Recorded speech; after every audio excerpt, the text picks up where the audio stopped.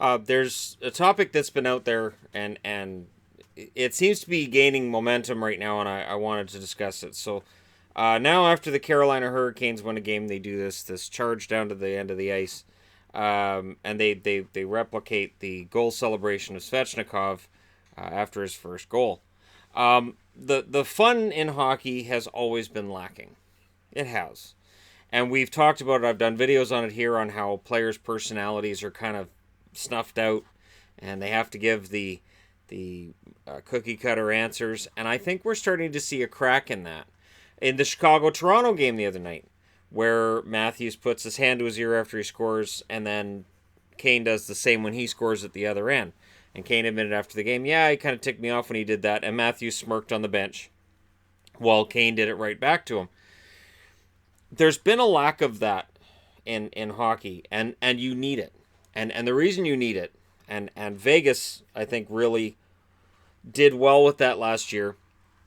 And I know for hockey purists, they're like, oh, these Vegas pregame shows are overdone, and all these productions, and this is just stupid, and it's just this big castle, and oh, this is just dumb. But here's the thing. Fun isn't necessarily a bad thing when it comes to hockey. And yet hockey purists they will dislike fun quite a bit. And I've noticed that when something is fun or it's outside the box, and I might as well, while this is my nearest jersey, I might as well mention this. When the Anaheim Ducks joined the league as the Mighty Ducks, there were a lot of purists that are like, well, Mighty Ducks, that's not an NHL team, that's a horrible name, it's a horrible idea. Eggplant color, that's not a jersey color. Like, there was a lot. So there's going to be a lot of people who say that with what Carolina's doing and with what Vegas has done for their pregame shows, that they're taking something and kind of putting, I don't know how to put this. I don't know if it's integrity that I want to say or dignity or what it is, but there's going to be people who look at this kind of stuff and say, oh, this is just ridiculous and silly and let's just play hockey. But in the name of the NHL trying to grow the game, and they're doing their best to try to grow the game, you have to have fun. You have to have things that will get played on Sportsnet and TSN up here, but also get played on ESPN in the States.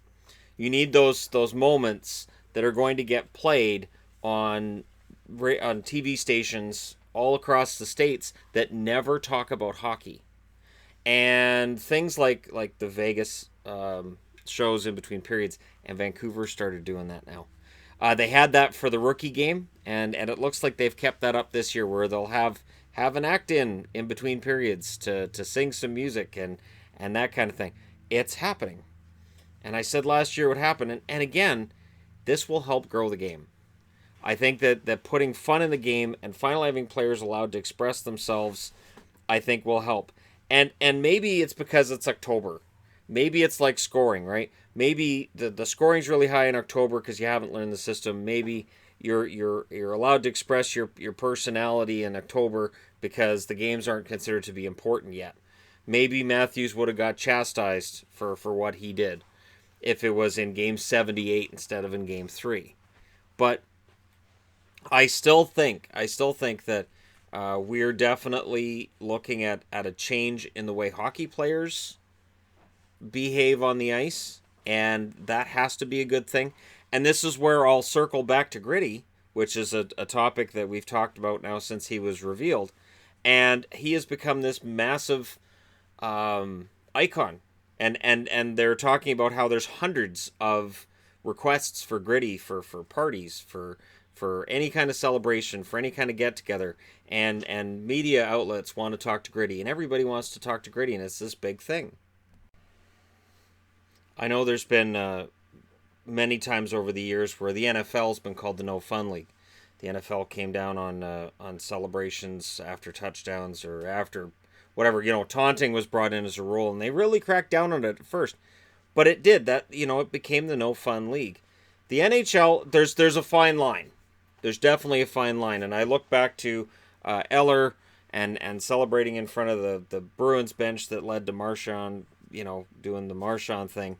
But honestly, we're going into an era now where I think there's going to be a change in the way that that players behave, the way that teams promote the game.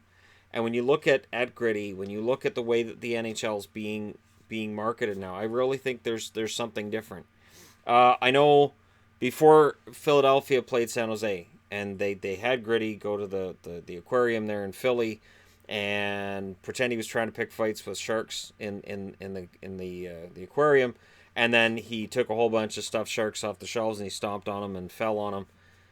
And then the San Jose mascot answered with a pumpkin that looked like it had been carved to look like Gritty. So nice little jack-o'-lantern. He picks it up and then he dropped it, and it shattered when it hit the ground. And this is the kind of stuff that I don't remember seeing this kind of thing a whole lot. So the NHL's changing in the way that it's marketing things, and I think it'll work because it's going to make people say, that's different. And so somebody who's scrolling around looking for something to watch on TV, or they're online, they got nothing to do, and that kind of thing, they may go, oh, well, I'll find a stream of a hockey game. There's something weird going on. Maybe somebody who stopped watching hockey years back who says, yeah, I'm going to get back into watching it. I know there's people who say that this channel has got them back into hockey just from the daily news that's provided and whatnot. So there's definitely a lot of people who were disenfranchised from the game who I think this kind of stuff could bring them back. Because they may say, wow, the game wasn't fun to watch, but if players are going to start expressing themselves and actually talking honestly, that might be fun to watch. It's a reason that Jeremy Roenick is on TV. And it's not because he's the smartest of all of the former hockey players. It's not because he's the best looking of all the former hockey players. It's because he's entertaining. And he will say something that will get you talking. And whether you agree with him or you disagree with him, it makes you talk. Gets you talking about hockey. And it gives further conversation down the road. So this is what the NHL seems to be doing now. And I think we're going to see more. And I've already seen some pretty elaborate pregame shows, and I'm not saying a whole lot about it because, of course, we're looking at home openers. So it's a matter of, home openers, there's always been a lot of pomp and circumstance. We'll see if that continues throughout the year, or if it's just here's our big home opener.